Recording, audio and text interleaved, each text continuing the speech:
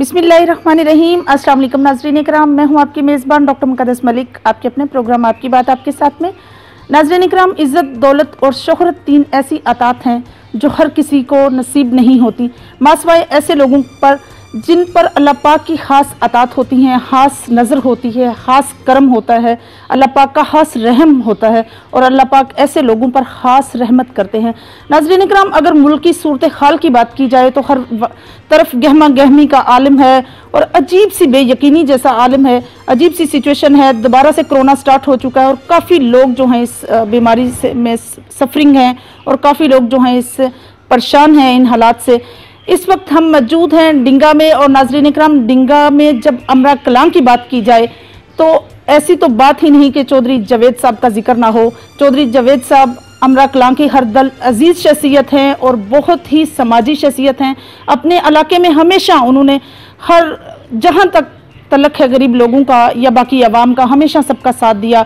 और जहाँ तक बात की नज़रियात की तो हमेशा नज़रियात पर बात आई तो आपका नज़रिया हमेशा पॉजिटिव रहा है। आइए नाज़रीन इकराम, मैं आपकी मुलाकात उनसे करवाती हूँ। अस्सलाम वालेकुम जी। जी वालेकुम सलाम मैम, कैसी हैं आप? ठीक हैं जी, खैरियत से हैं माशाल्लाह जी। आप आई हैं, वेलकम जी, बहुत मेहरबानी, थैंक यू, अल्लाह का शुक्र है। आप सुनाएं, आप कैसी हैं? जी शुक्र अल्हम्दुलिल्लाह, थैंक यू सो मच।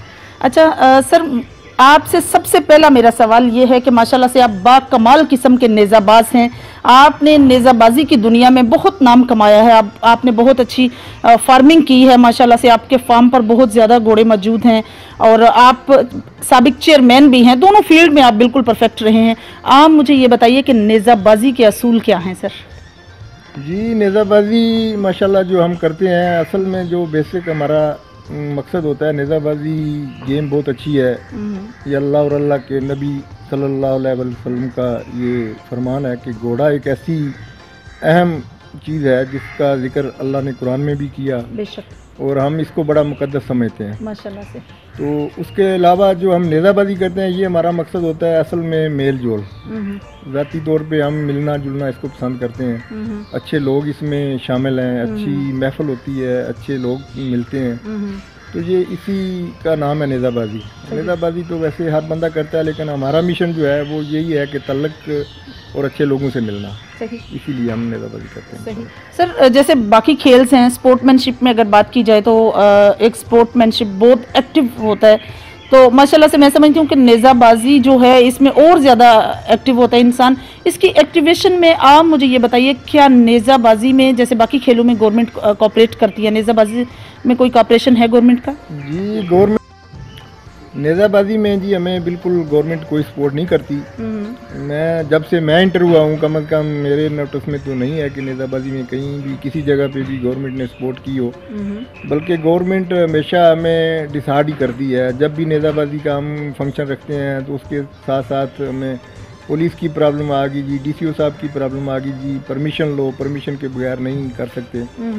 तो मेरा ख्याल है ये भी ज़्यादती है कि हर गेम जो है वो गवर्नमेंट खुद उसको करवाती है। जी बिल्कुल। लेकिन एक नेज़ाबाजी वाहिद ऐसी गेम है जिसमें रुकावटें ही रुकावटें हैं। हम अपना शौक़ पूरा करते हैं लेकिन रुकावटें बहुत हैं, गवर्नमेंट की कोई सपोर्ट नहीं है इसमें। सर, एक नेज़ाबाजी करने वाले इंसान की क्या क्या मुश्किलात होती हैं? मतलब वैसे तो देखा जाए तो हम समझते हैं कि एक घुड़सवार है, बहुत अच्छी से हॉर्स राइडिंग करता है, नेज़ाबाजी बहुत अच्छी करता है, लेकिन उसको किन किन मराहल से गुजरना पड़ता है? देखिए, घोड़े जो रखने हैं ना जी, ये बहुत मुश्किल काम है। सबसे पहले तो घोड़े रखने ही बहुत मुश्किल है। एक तो इनकी प्राइस बहुत है, उसके बाद इनका जो एक्सपेंसिव है रखने में खर्चे, ये बहुत हैं। उसके बाद नेज़ाबाजी भी हमने जाना है, उसके सारे एक्सपेंसिव आपके अपने हैं, सवारों के अपने, घोड़े लेके जाने लेके आने, ये सारी मुश्किलात ही हैं। लेकिन शौक़ है, शौक़ का कोई मेरा ख्याल मूल नहीं होता। जी जी बिल्कुल। तो शौक़ सब लोग कर रहे हैं, इसमें माशाल्लाह कोई रुकावट हम इसको समझते हैं कि कोई रुकावट नहीं है। ये अल्लाह ताला ने नवाजे हैं हमें, अल्लाह ताला ने दिए हैं, तो ये हम सारे जितने भी घोड़सवार हैं ये अफोर्ड कर सकते हैं, इनकी वो संभाल सकते हैं, इनको रख सकते हैं, ले जा सकते हैं, आ सकते हैं, कोई मुश्किल नहीं है, अल्लाह खैर करे माशाल्लाह से। अच्छा, अगर बात की जाए थोड़ी समाजी हवाले से सर, तो समाजी हवाले से अगर देखा जाए तो अमरा कलां में माशाल्लाह से आपके ख़ानदान का एक नाम है और आज से नहीं नस्ल दर नस्ल है। आप मुझे ये बताइए कि अभी जो सिचुएशन है डिपेंड करती है कि मतलब कोरोना आपको पता पूरी दुनिया में फैला हुआ है, बीच में रिकवर हो गया था, फिर दोबारा से इसके जो हैं तासरात जो हैं वो बहुत ज़्यादा महसूस हो रहे हैं। आप मुझे ये बताइए कि इस सिचुएशन में आपने अपने इलाके कितने खानदानों को मुस्तफीद किया और क्या क्या किया अपने इलाके की तमीर और तरक्की के लिए? जी, ये अल्लाह ताला की तरफ से हमारे ऊपर अजाब आया है। अल्लाह ताला इस अजाब को माफ़ फरमाए हमसे। आमीन।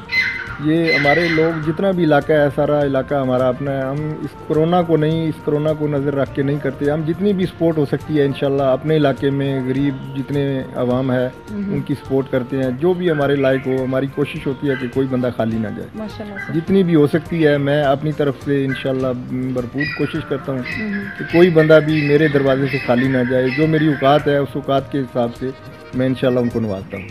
माशाल्लाह से। अच्छा सर, मुझे ये बताइए कि हर इंसान की ज़िंदगी की कुछ अचीवमेंट होती हैं और कुछ अचीवमेंट तो ऐसी होती हैं जो बहुत प्राउडेस्ट महसूस होती हैं, सुकून महसूस होता है। आप अपनी ज़िंदगी की कोई ऐसी अचीवमेंट है तो हमारे साथ शेयर करें। मेरी ज़िंदगी में जी मैं समझता हूँ कि अल्हम्दुलिल्लाह अल्लाह का शुक्र है। मैं जितना भी शुक्र अदा करूँ, मैं जब से पैदा हुआ हूँ अल्लाह ताला ने मुझे हर मराइल से गुजारा है, लेकिन अल्लाह ताला ने आसानियाँ पैदा की हैं। माशाल्लाह। तो मैं जब घोड़ों के ख़ास करके अपने फार्म हाउस पे आता हूँ तो सबसे ज़्यादा मैं इजी महसूस करता हूँ। माशाल्लाह। यहाँ पे बैठ के, यहाँ पे बंदों से मिलकर मुझे इजी फील होता है। मैं कोशिश करता हूँ जब भी मैं फारिग होता हूँ तो मैं इंशाल्लाह इसी फार्म हाउस पे बैठता हूँ अपने घोड़ों के पास। यही मेरी एक्टिविटी है, सबसे बड़ी अचीवमेंट है माशाल्लाह से, नो डाउट, इसमें कोई शक नहीं है। अच्छा, अगर देखा जाए बिजनेस के मैदान में तो माशाल्लाह से आप बहुत कामयाब तरीन बिजनेसमैन हैं। अगर समाजी इलाक़ात के हवाले से देखा जाए तो आप अपने इलाके में बहुत मशहूर समाजी कारकुन हैं। अगर आपको सियासत के हवाले से देखा जाए तो आप दबंग किस्म के PMLN के वर्कर हैं। और अगर सर आपको बहैसियत एक वालिद देखा जाए तो आप हमें बताइए कि आपने एक वालिद होने के फ़राइज़ में क्या क्या फ़राइज़ पूरे किए और किस तरह से अपनी औलाद को सपोर्ट किया सर? जी अल्हम्दुलिल्लाह अल्लाह का शुक्र है जी। मेरे 3 बच्चे हैं माशाल्लाह से। बड़ा बच्चा जो है माशाल्लाह वो भी डॉक्टर बन गया, स्पेशलाइज कर लिया उसने माशाल्लाह। मैंने हॉस्पिटल भी उसी के नाम का बनाया था, आमिर जावेद मेडिकल कम्प्लेक्स। जी। और वो अल्लाह ताला ने मेरी जो ख्वाहिश थी उसको पूरा किया कि वो डॉक्टर बन गया। अब हॉस्पिटल वो संभाल रहा है माशाल्लाह से। दूसरा बेटा माशाल्लाह उसने अभी FSC की है, उसको भी मैं इसी शोबे में डाल रहा हूँ। उसकी एडमिशन हो गई है, अभी वो भी डॉक्टर बनाऊंगा। तीसरा जो है वो छोटा है, अभी वो 7 क्लास में पढ़ता है। इंशाल्लाह मेरी कोशिश होगी, अगर मेरी ज़िंदगी रही तो पता नहीं इतनी ज़िंदगी है या नहीं, पाक आपको अपनी उसको भी इंशाल्लाह अच्छे स्कूल में पढ़ा रहा हूँ। अल्लाह ताला खैर करे, लीकन उसमें पढ़ रहा है। अगर वो भी पढ़ गया तो उसकी जो रिक्वायरमेंट होगी उसको पूरा करेंगे। बच्चों के अलावा और क्या हो सकता है जी, बच्चों की ख्वाहिश सही बात है, सबसे बड़ा फर्ज है इंसान का ये सब। अच्छा सर, मुझे ये बताइए, अब हमने समाजी हवाले को भी डिस्कस किया, खेल को भी डिस्कस किया, सियासी हवाले की थोड़ी सी बात कर लेते हैं सर। आप मुझे ये बताइए कि जो करंट सिचुएशन है PMLN के जो अभी PDM जलसों का ये जो आपको पता ही है 11 जमातें एक साथ थी, इनका इत्तेहाद था और बड़ा मतलब हर जगह पे जलसों में इन्होंने बड़ी एक्टिवेशन दिखाई है। तो आपका क्या ख्याल है कि हुकूमत को गिराने में या हुकूमत के अगेंस्ट जो इनका ये प्लान है उसको रिकवर करने में ये कामयाब होंगे? देखें जी, ये तो अल्लाह जानता है ये कामयाब होंगे या नहीं होंगे। जो मुल्क की सूरत हाल है वो बहुत बेहतर नहीं है, बहुत बदतरीन मराहल से गुजर रही है। गरीब आवाम जो है वो बेचारी भूखी मर रही है, कोई बिल्कुल ही गवर्नमेंट की तरफ से उनको कोई रिलीफ नहीं मिल रहा। तो हम तो है भी नून से ही, और आइंदा ज़िंदगी जब तक है इंशाल्लाह नून से ही इलेक्शन लड़ेंगे। नून ही हमारी जो फेवरेट पार्टी है। लेकिन नून के दौर में जितने भी मराहल थे देख लें आप, काम सारे ही माशाल्लाह अच्छे होते रहे हैं, लेकिन इस तरह के हालात नहीं पैदा हुए जिस तरह के अब पैदा हो चुके हैं। अब गरीब आवाम का तो जीना मुश्किल हो गया है। बिजली के बिल देख लें, बाकी सारे मामला देख लें, जो बंदा अफोर्ड ही नहीं कर सकता। तो बाकी महंगाई का दौर है बहुत ज़्यादा। वो तो असल में चले हैं कि लोग थोड़ा सा रिलीफ मिल जाए लोगों को, लेकिन लोगों को रिलीफ मिलने की कोई हमें तो दूर दूर तक नज़र नहीं आ रही। ऐसा ही है, अवाम बेचारी घबरा गई है। अल्लाह ताला इनको भी हिदायत दे, उनको भी हिदायत दे। हमारा कोई गिराना मकसद नहीं है कि हुकूमत गिरा दो, हुकूमत करें लेकिन कम अज़ कम अवाम को रिलीफ मिले। मतलब पर्पस जो है अवाम को जो है ये है कि अवाम को रिलीफ मिलना चाहिए। अवाम बहुत मुश्किल मराइल से गुजर रही है। सर, जिस तरह से साबिक प्राइम मिनिस्टर साहब पे या अयाज सादिक साहब के बारे में ये कहा जाता है कि उन्होंने मतलब आपने भी बल्कि सबने सुना कि जिस तरह से उन्होंने पाकिस्तान की सालमियत पर जो है वो उंगली उठाई है, ये इस तरह से बोले हैं, आपका क्या ख्याल बनता है कि उनका नज़रिया क्या था इसमें? मैं समझता हूँ उन्होंने कोई उंगली नहीं उठाई जी। शायद आप मेरे से ज़्यादा बेहतर जानती हैं। ये सारे प्रोपेगेंडे हैं, कोई सालमियत पे उंगली नहीं उठाई, ना ही वो उठाते हैं। कल भी आपने सुना है, ये सारे यही है कि एक दूसरे पे इल्ज़ाम लगाते हैं। ये उन पे लगा देते हैं, पीटीआई वालों पे वो लगा देते हैं, लेकिन ऐसा कोई मसला नहीं है, ना नवाज शरीफ का ना याद साहब का कोई ऐसा इशू ही नहीं है। गवर्नमेंट की जो हमारी फौज है वो तो हमारी ताकत है, मुल्क है ही फौज के सर पे। तो फौज पे जो उंगली उठाए, मैं तो समझता हूँ कि बिल्कुल नादानी है, और ये उठाने वाला बंदा अहमक हो सकता है, अक्लमंद नहीं हो सकता, तो ना ही कोई उठाता है। ये सारे प्रोपोगंडे हैं। अगर उनके करीब होके आप देखें ना, नून लीग के किसी भी बंदे के साथ आप बात करें तो वो कम अज़ कम ये नहीं सोचेगा कि हमारी फौज में कोई ऐसा ऐब है, फौज में कोई ऐसा बंदा है जो हमें करता है। ये सारे गवर्नमेंट के प्रोपोगंडे होते हैं, एक दूसरे के ऊपर जो इल्ज़ाम तराशी, बाकी कोई ऐसा इशू नहीं है। सही। सर, आपका क्या ख्याल है कि एक शफाफ सियासतदान के अंदर कौन कौन सी खूबियाँ होनी चाहिए? क्या आपको लगता है कि सियासतदानों को इस तरह से क्रिटिसाइज करना चाहिए एक दूसरे को, या उन कीचड़ उछालना चाहिए? देखिए, ये तो हमारी फितरत में अभी शामिल हो चुका है कि हम एक दूसरे के ऊपर इल्ज़ाम तराशी करते हैं, लेकिन ये नहीं होना चाहिए। अच्छा इंसान बनना चाहिए हमें सबसे पहले। अल्लाह ताला हमें सबको अच्छा इंसान बनाए। जब अच्छा इंसान बन जाता है ना, तो ये सारी चीज़ें उसमें ख़त्म हो जाती हैं। तो ये सब आप भी मिल के दुआ करें, हम भी मिल के दुआ करते हैं कि हमें अल्लाह ताला सबसे पहले अच्छा इंसान बनाए। ये अच्छे इंसान की फितरत नहीं होनी चाहिए। माशाल्लाह से। अच्छा, अब फिर मैं रुख लेती हूँ जी नेज़ाबाजी की तरफ। माशाल्लाह से कल भी आपका एक बहुत बड़ा नेज़ाबाजी का जो है प्रोसेशन था, उसमें आप गए हैं। अल्लाह पाक आपको मज़ीद कामयाबियों से नवाजे। तो आज जो आपका शेड्यूल है उसमें चलें हम भी आए हैं आपके पास, लेकिन ये कि उस शेड्यूल में सर आपका क्या है कि आपका टारगेट क्या होता है? क्या टारगेट पर नज़र रखना पड़ती है नेज़ाबाज को? देखिए जी, ये टारगेट जो भी घोड़सवार है, जो भी नेज़ाबाजी करता है, हर बंदे का यही टारगेट होता है कि मैंने विन करके आना है। कोशिश ये होती है, लेकिन विन तो एक ने करना होता है, 1000 घोड़ा होता है, 1000 सवार होता है, तो कोशिश तो एक ने करनी होती है, लेकिन हर बंदे की कोशिश ये होती है कि मैं ही विन करूं। ये अल्लाह ताला की देन होती है। मैंने देखे हैं, जब अल्लाह ताला की मेहरबानी हो जाती है तो जो बंदे बिल्कुल नए हैं, इंटर होते हैं, पहले दिन ही अल्लाह ताला उनको कामयाबी दे देता है। तो कामयाबी देने का भी अल्लाह ताला का ये होता है कि इनका शौक बढ़े। ऐसे ही जब हम जीतेंगे तो हमारा शौक बढ़ेगा, अगर हम हारते रहेंगे तो हम डिसार्ड हो जाएंगे। तो अल्लाह ताला हर बंदे को मौका देता है कि अल्लाह ताला इसको मौका दे। हर बंदे को मौका होना चाहिए कि वो उसका जो शौक है वो बढ़े।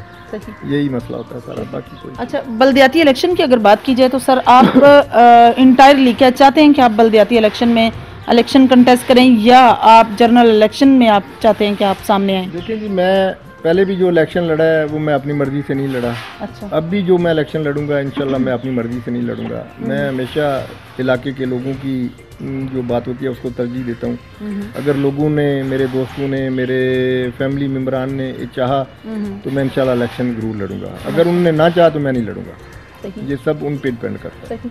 अभी जो सिचुएशन है सर, काफ़ी आपको पता है गरीब जो है गरीब तरीन होता जा रहा है, और अमीर जिस तरह से भी मैनेज कर रहे हैं ये वही जानते होंगे। आप मुझे ये बताइए कि ऐसे लम्हात में आप अपने इलाके या अपने हलके की आवाम के नाम क्या मैसेज देंगे कि उनको किस तरीके से अपने जो है घर का जो है चूल्हा चलाने के लिए कौन सा क्राइटेरिया यूज़ करना चाहिए, किस तरीके से अपनी काउंसलिंग करनी चाहिए, किस तरह से मैनेजमेंट संभालनी चाहिए घर की? देखिए जी, ये क्राइटेरिया तो है कोई नहीं। हर बंदा अपनी अपनी जो जेब होती है उसी के साथ ही चलता है। अपनी जेब के हवाले से अपने घर के अखराजात भी उसी तरह करता है, अपने सारे सिस्टम भी उसी तरह चलाता है। और हमारे इलाके में ख़ास करके ये जो बुरहान आया है, ये सारे असल में हमारी जितनी फैमिलियाँ हैं सारे बाहर सेट हैं। कोई यूरोप में है, कोई अमेरिका में है, कोई लंदन में है। तो अब वहाँ के भी हालात ठीक नहीं रहे, तो यहाँ के भी हालात बड़ी मुश्किल से गुजर रहे हैं। सारा हम डिपेंड करते हैं बाहर वालों से। मैं तो यही दुआ करता हूँ कि अल्लाह ताला हमें सबको अपने हिफ्ज़-ओ-मान में रखे, और हम कोशिश कर रहे हैं सारे मिल के एक दूसरे को जितनी हेल्प हो सकती है करते हैं, करनी चाहिए भी मेरा ख्याल है। जी बिल्कुल करनी सारे। और मेरा अल्लाह का बेहतर शुक्र है अल्लाह का कि हम अच्छे वक्त गुजर रहे हैं, और मज़ीद अल्लाह आप हम सब के लिए और आसानियाँ पैदा करें। बिल्कुल सही। अच्छा सर, लास्ट में मैं सिर्फ आपसे डिंगा की सियासत के बारे में बात करूँगी कि आप अपने सियासी पस मंज़र को अगर देखें तो सिर्फ डिंगा शहर के सियासी हालात के बारे में अगर बात की जाए तो रनिया बरादरान भी हैं, और इसी तरह से साबिक़ MPA साहब भी हैं, मियाँ साहब। तो आपको क्या लगता है कि अभी सिचुएशन किस साइड पर जा रही है? यहाँ कौन सी पार्टी सबसे ज़्यादा एक्टिवेशन में है और कौन सा ज़्यादा वर्क हो रहा है? देखो जी, सच्ची बात तो ये है कि मैं बिल्कुल किसी पे बात नहीं करना चाहता। मियाँ साहब अपनी जगह पे ठीक हैं, रनिया बरादरान अपनी जगह पे ठीक है। ये लोगों की चॉइस होती है जहाँ लोग मुतमईन होते हैं। अब मेरा ख्याल है बिफोर ये कहना कि किस साइड पे लोग जा रहे हैं ये नहीं पॉसिबल होगा। जी जी बिल्कुल। लेकिन रनिया बरादरान का अपना तलक है, मियाँ साहब का अपना तलक है, हर बंदे का अपना अपना एक रिलेशनशिप है। तो वक्त आने पे बताया जा सकता है। अब अगर बताएं तो वो जायज़ नहीं होगा। सही बात है, ये अच्छी बात नहीं है। बिल्कुल ऐसी है। लेकिन ये कि मतलब सिर्फ सियासी पस मंजर उनका थोड़ा सा एक्टिवेशन में दोनों पार्टीज हैं। एक्टिवेशन दोनों पार्टी जो है अपने अपनी एक्टिविट जो है वो यूज़ कर रहे हैं। और हर बंदे का अपना तल्लक होता है, जो मैं आपको बता रहा हूँ। मियाँ साहब की जितनी भी उनके साथ गैदरिंग होती है, उनका अपना रिलेशनशिप है, वो उनको नहीं छोड़ सकते। रनिया बरादरान का अपना है। जी जी, वो दोनों ही हमारे लिए तो बेहतर हैं जी। मियाँ साहब भी अच्छे हैं, रनिया बरादरान भी अच्छी है। हम तो ये दुआ करते हैं कि अल्लाह ताला इनको हिदायत दे, और अल्लाह ताला जिसको भी कामयाबी दे वो लोगों को कुछ न कुछ रिलीफ दे। हमारी ये दुआ है। सही सर, जैसा कि अभी आपने पहले बात की थी कि घोड़ा पालना बहुत मुश्किल है, और अगर हम घोड़े की खुराक या इसकी केयर की तरफ जाएं तो सर माशाल्लाह से मैं समझती हूँ कि इस फार्म में माशाल्लाह सब हेल्दी और माशाल्लाह से बहुत परफेक्ट किस्म के हॉर्सेज हैं आपके पास। आप मुझे ये बताइए कि आपने इनके लिए कितने लोग रखे हुए हैं, और इनके चारे में या फीड में आप इनको क्या देते हैं? जी हमारे पास अल्लाह का शुक्र है, कुछ हम ज़मींदार फैमिली से रिलेटेड हैं। अल्लाह ने हमें अपनी ज़मीनें दी हुई हैं। घोड़े जो चारा खाते हैं वो भी हमारे समझो घर का ही बन जाता है। पट्ठे जोदरा शोदरा हम देते हैं। उसके अलावा हम इनको चने ये जो होती है वो बाहर से ला के देते हैं। अच्छा। तो अल्लाह का शुक्र है, मुझे तो कोई फील नहीं होता जी इसमें। मतलब डिफिकल्ट नहीं लगता? नहीं, मुझे कोई ऐसा इशू नहीं है जो प्रॉब्लम हो। मेरे पास इस टाइम तकरीबन 40 घोड़े हैं सारे मिला के। माशाल्लाह। तो अल्हम्दुलिल्लाह मैं तो फ़ख्र समझता हूँ कि मैं इनकी खिदमत करता हूँ। लोग भी मेरे पास 10-12 हैं घोड़ों वाले। माशाल्लाह। ठीक है, अल्हम्दुलिल्लाह ठीक चल रहा है। जी तो नाज़रीन इकराम, ये थी चेयरमैन चौधरी जवेद इकबाल अमरा खुद से उनकी गुफ्तगू, और आप लोगों ने सुना जिस तरह से उन्होंने एलेबोरेशन दिया हार्सेस के बारे में कि घोड़ा पालना जो है सुन्नत नबवी भी है, और इसके पालने के बहुत फ़वाइद भी हैं। कुछ लोगों के लिए डिफ़िकल्ट होता होगा, लेकिन चूंकि उनका तल्लक ज़मींदार गिराने से है तो उनको ये मुश्किल पेश नहीं आती। और साथ ही मेरी रिक्वेस्ट है गवर्नमेंट से कि जिस तरह तमाम खेलों को गवर्नमेंट स्पेशल जो है तवज्जो देती है, प्लीज़ अज़राए करम ये जो नेज़ाबाजी है, मैं समझती हूँ ये ऐसा शौक़ है, ऐसा परफेक्ट शौक़ है, इस पर तवज्जो दी जाए। गवर्नमेंट से मेरी रिक्वेस्ट है, तमाम अदारों से रिक्वेस्ट है कि इस पर प्लीज़ अमल किया जाए, ताकि नेज़ाबाजी करने वाले जितने भी हैं उनको ज़्यादा से ज़्यादा उनका हौसला बढ़ाया जाए, उनकी हौसला अफजाई की जाए। इंशाल्लाह मेरी और आपकी मुलाकात होगी फिर किसी नए प्रोग्राम में। तब तक के लिए इजाज़त चाहती हूँ। अल्लाह हाफिज़। Gondal group of industries, concrete की दुनिया में जाना पहचाना नाम। गोंदल कंक्रीट की क्वालिटी और पायदारी में बेमिसाल होने की वजह से पूरे पाकिस्तान में तेजी से फैलता हुआ मुनज़्ज़म नेटवर्क अपनी मिसाल आप है। Gondal group of industries technology में लाए कमाल की जिद्दत, इसीलिए Gondal group of industries present 21st century products.